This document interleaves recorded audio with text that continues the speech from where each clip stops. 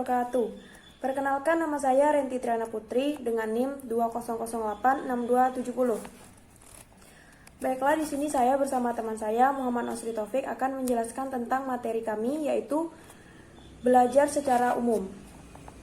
Belajar merupakan perangkat proses yang menghantarkan ke arah perubahan tingkah laku. Di sini belajar bukanlah suatu perubahan tingkah laku, melainkan adalah suatu proses yang mendukung terjadinya perubahan tingkah laku tersebut.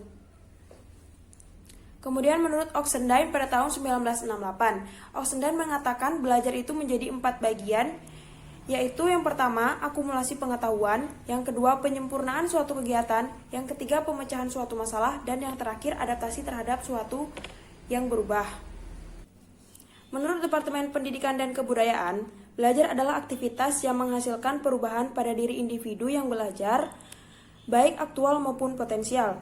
Perubahan itu pokoknya adalah didapatkannya kemampuan yang baru yang berlaku dalam waktu yang relatif lama. Baiklah, mungkin hanya itu yang dapat saya sampaikan. Selanjutnya akan disambung oleh rekan saya Muhammad Nosri Taufik.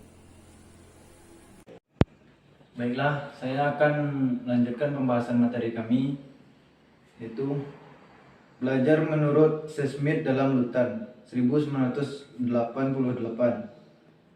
Yang pertama, belajar dapat diartikan semacam seperangkat peristiwa, kejadian, atau perubahan yang terjadi apabila seseorang berlatih yang memungkinkan mereka menjadi semakin terampil dalam melaksanakan suatu kegiatan. Yang kedua, belajar adalah hasil langsung dari praktek atau pengalaman.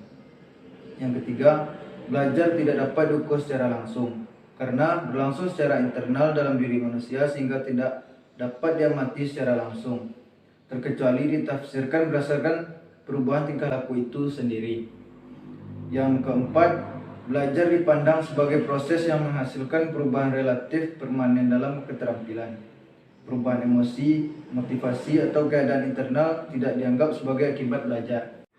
Baiklah, selanjutnya, apa itu fungsi utama guru dalam mengajar?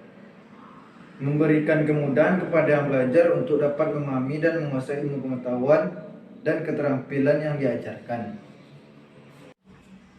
Selanjutnya, mengapa penting mempelajari dan memahami proses belajar?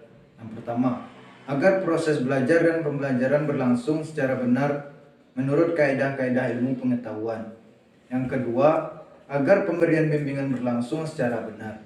Yang ketiga, untuk dapat menciptakan atau memberikan kemudahan dalam proses belajar dan pembelajaran. Yang keempat, supaya evaluasi dan penilaian berlangsung secara benar. Yang kelima, untuk menemukan asumsi-asumsi baru dalam proses belajar dan pembelajaran. Yang keenam, untuk kepentingan penelitian dan pengembangan. Yang ketujuh, agar proses belajar dan pembelajaran berlangsung secara efisien dan efektif. Baiklah, sekianlah pembahasan materi dari kelompok kami. Lebih kurang mohon maaf. Assalamualaikum warahmatullahi wabarakatuh.